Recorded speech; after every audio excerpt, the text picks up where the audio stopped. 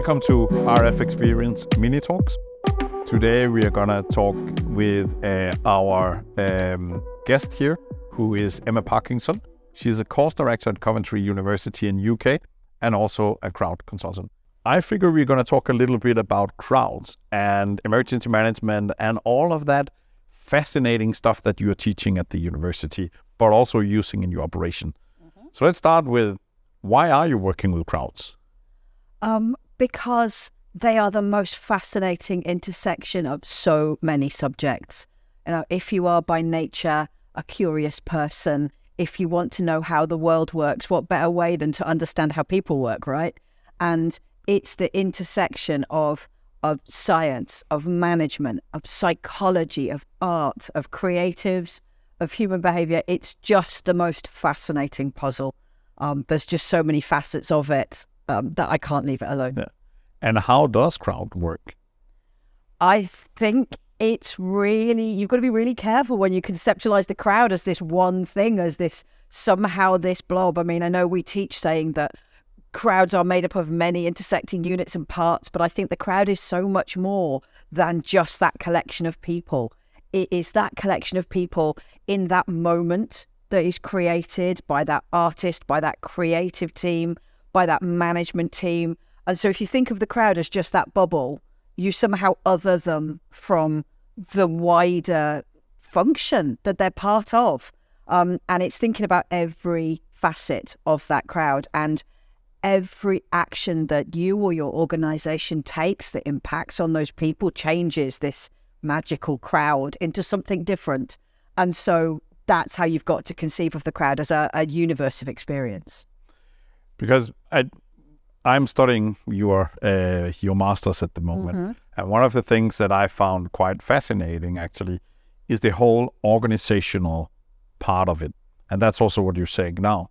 So maybe it's not so much about the crowd, but it's more about the organization. So as an organization, go into creating an event, a festival, whatever, gathering a crowd.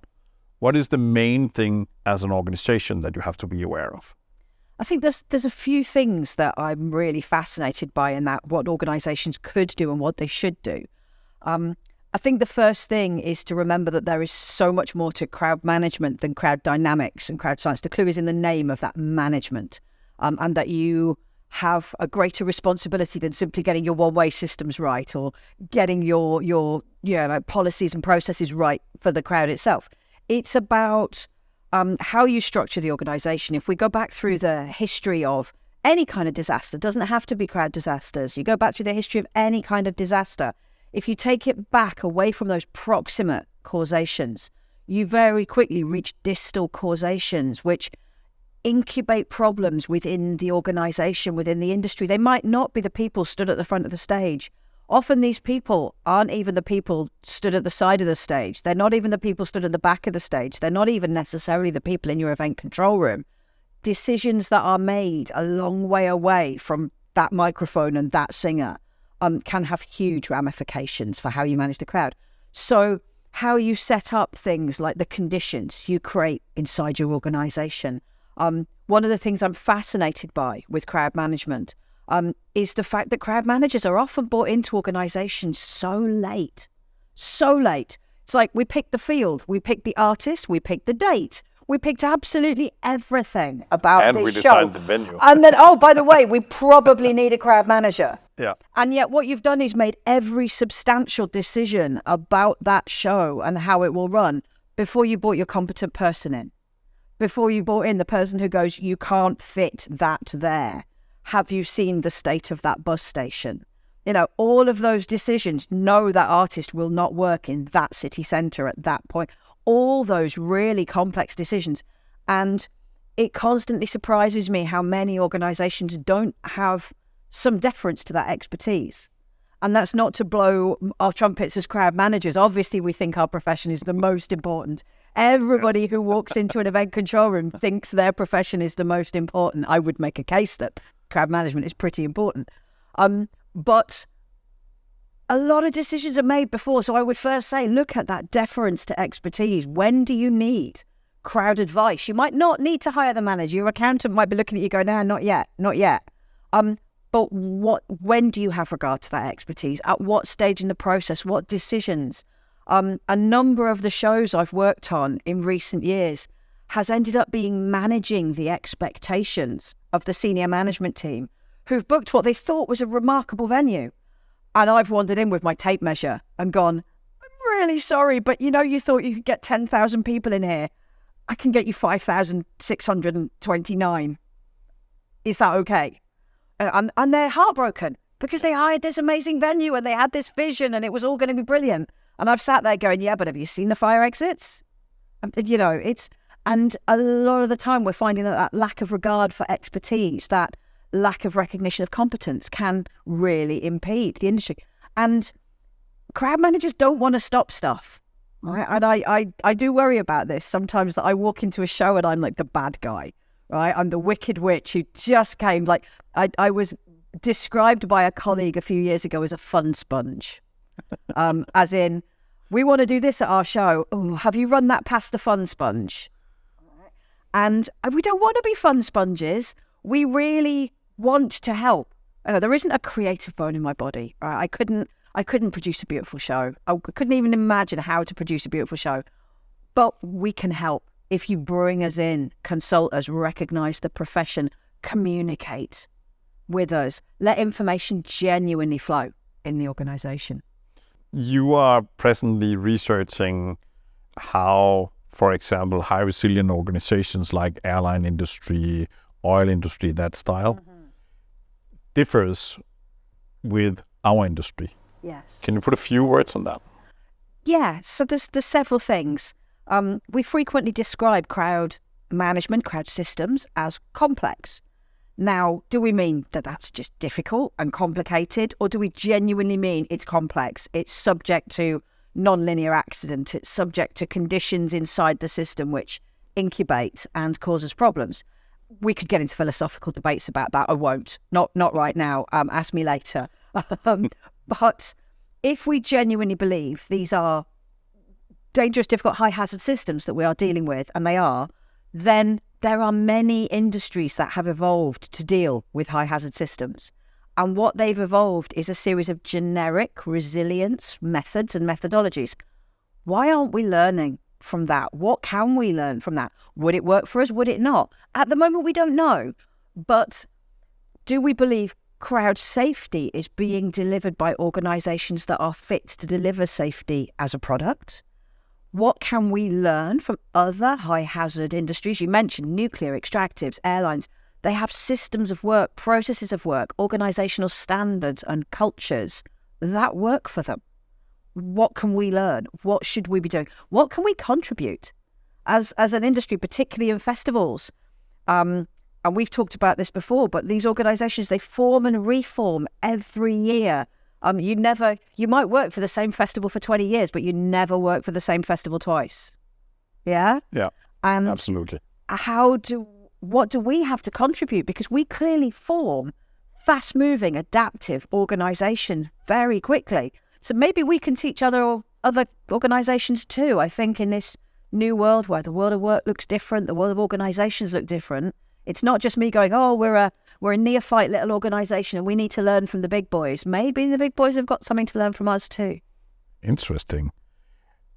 Do you think that we as an industry, safety-wise, has developed and are still developing? Absolutely. Absolutely. And with some of the organisations I work for, it's remarkable because we're being allowed to develop as well. I'm working for a particularly big client at the moment that's determined to be a learning organisation, that's giving me the space to do that, that's letting me step up the operation, that's, cheerfully investing in me, doing analysis of the show, working out what the problems and concerns might be, working out where the successes are and what we can replicate. I think the industry is really still continuing to move. There are people now really driving this. We're seeing global organisations of people wanting to help each other. There's marvellous things like Europe, like the Event Safety Alliance, the Global Crowd Management Association, the UK Crowd Management Association. There's a whole body of people who are working really hard to push this forward. Whenever we are having an incident, And that's not if, it's whenever.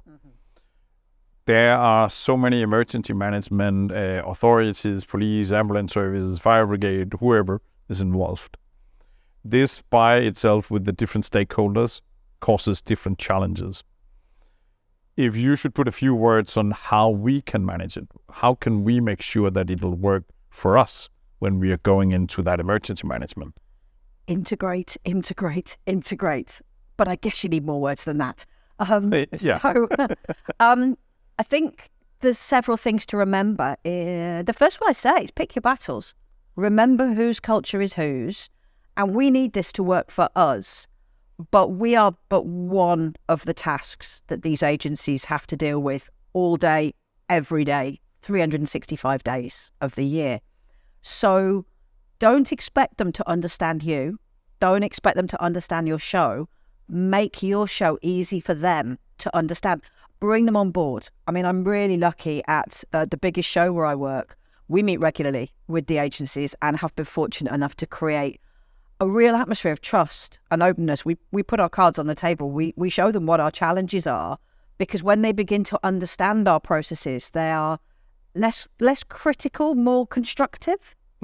But we've gone to great lengths to work out what they need to know, what they want to know, what they need to know, how we can facilitate them. What are they scared of about our show? Our shows, to us, we're like, yeah, we produce these shows. They're fantastic. They're incredible. They have a million moving parts. But because we live and breathe them, to us, they're obvious, right? Yeah. This follows this. Production does this. Site does this. Infrastructure does this. This is a lampi. This is a security. We know what these trades are, what these professions are, and how they fit. The agencies look at us and they just see this great big terrifying machine full of cogs. Right? And if you put your hand in it, you could lose a finger, right? They see a world that's really complex, really complicated. I found this during the pandemic, actually, when we worked with government and we were working on the reopening advice. And some of the people we worked with at central government level, some were fantastic, don't get me wrong, but some of them would come to us asking us for safety prescriptions that they thought were absolutely essential and that we really should be doing. We sat there and go, we've been doing it for 10 years. We wrote the book that you're referring to, and they'd be coming out with what they thought were outlandish solutions. Like, we've literally been doing that for 10 years. And that takes me back to my point of there is stuff that people can learn from us, because as an industry, as an event industry, we've had to come up with novel solutions to problems. We deal with problems that nobody else does. Giant temporary organizations. We build cities. Functionally. I work at one show that if you actually tried to work out how big it was, it would work out at something like the 10th biggest city in Britain at various points, right? We've got those skills, but we forget that we've got those skills because, we just do festivals. Yeah, we're just hippies, right? Yeah. We're just hippies. We just build festivals. We are hippies. We just build festivals. But maybe there's a different aspect to it, right? It's back to the Hunter Thompson quote, my favourite, when the going gets weird, the weird turn pro. Yeah, exactly. Yeah.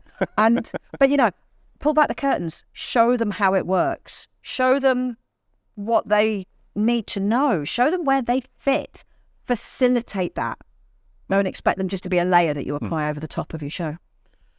Thank you, Emma. Thank you. Amazing. Thank you for joining us. And thank you to the viewers. Thank you for joining us. See you next time.